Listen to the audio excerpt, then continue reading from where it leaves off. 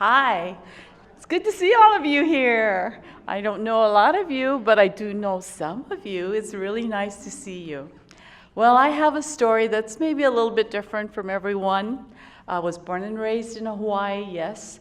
I'm a third-generation Japanese, and I thought I was normal like everybody else because what I was surrounded by were Asians. We were the majority race. The high school I went to, the elementary school I went to, mostly Asians. We were the class presidents, we were the scholars, we were even the sports people, in sports. So that's all I knew. That's all I understood as a child. And being Japanese also meant, well, my father was the firstborn out of 7 children. He had to take care of Grandma and Grandpa, his parents. So I grew up hearing Japanese and English spoken in my household. We ate rice with our dinners every night, and we could choose fork or chopsticks. So can you imagine? That's all I knew. My grandparents, whenever we had spaghetti, they had to have a bowl of rice with it. That's just the way it was.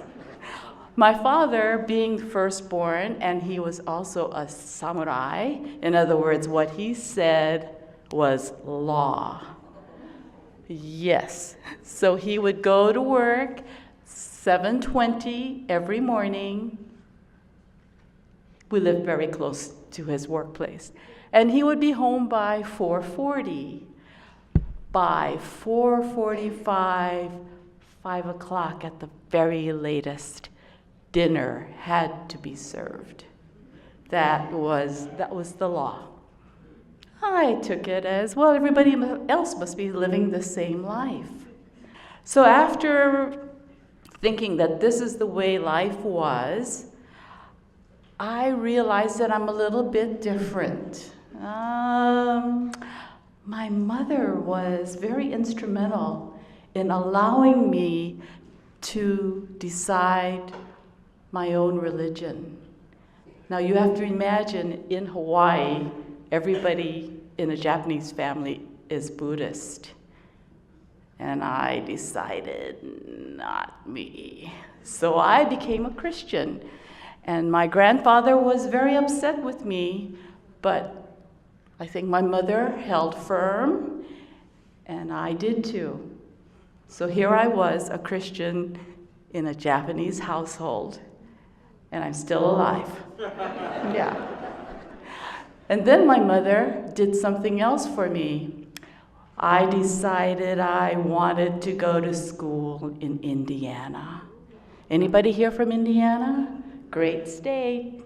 No? Okay. I wanted to go to school in Indiana because they had a very good teachers' college in Terre Haute, Indiana. And why not the West Coast? Because I knew everybody else was going to the West Coast. It was so much closer to go from Hawaii to California to Oregon to Washington. So I was a little bit different again and decided to go to Indiana State University. It was wonderful. The people in Indiana were great. They welcomed me with some very interesting questions. Do you live in a grass shack? Do you have electricity? Sound familiar?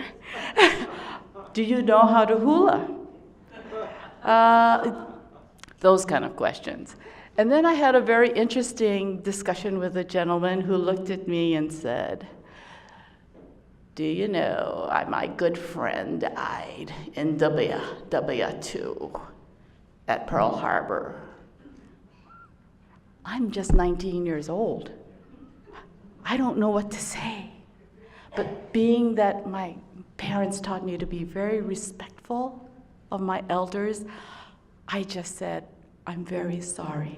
I'm very sorry. I said, but you know, my dad also served in the Army. And I wasn't born yet. So I really, I don't know. I just don't know what to tell you. Because I was just flabbergasted at that. But that's okay. He said his piece, I said my piece, and we went our merry way.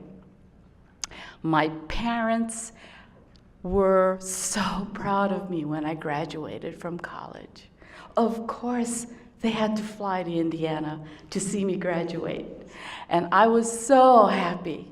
I was the very first of the grandchildren to make it through college. And guess what? My mother and I we were invited to my sorority sisters' a little party that we were having. Oh yes, I was a sorority girl. Of course I was a sorority girl.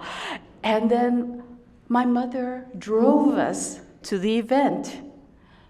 So that meant while I was away at college, my mother learned to drive while she was in her 40s. Now, you may think, yeah, that's kind of neat. Well, do you know why she had to wait? Well, actually, I think she was pushed, because my dad's rule was, Susan does not learn how to drive until mom learns how to drive. That was the rule. So here my mom, my dear sweet mom, learned how to drive.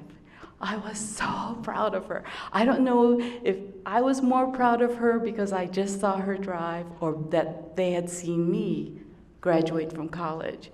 But it was the most wonderful experience. I'm just very, very grateful for everything that my mother did for me underneath, behind the scenes, quietly. Because I'm not a very quiet person, as my husband will tell you. And but I still think that some of my mother is in me. And she's looking down and she's saying, "You go, girl."